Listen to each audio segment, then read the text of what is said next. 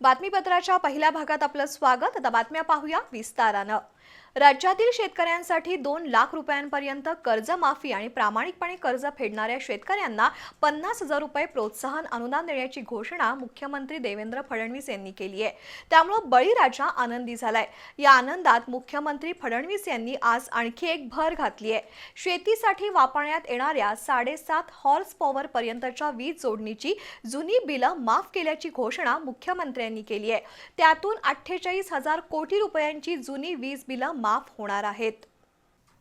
शेतीला पाणी देण्यासाठी 7.5 हॉर्स पॉवरचे मोटर पंप वापरले जातात।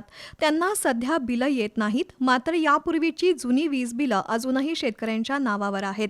त्याची वसुली कधीही होऊ शकते आणि जुनं बिल भागवल्याशिवाय नवीन कनेक्शन दिलं जात नाही। शेतकऱ्यांची ही अडचण ध्यानात घेऊन आज मुख्यमंत्री देवेंद्र फडणवीस यांनी मुंबईत एका कार्यक्रमात बोलताना शेतकऱ्यांसाठी अत्यंत महत्त्वाची घोषणा केली आहे।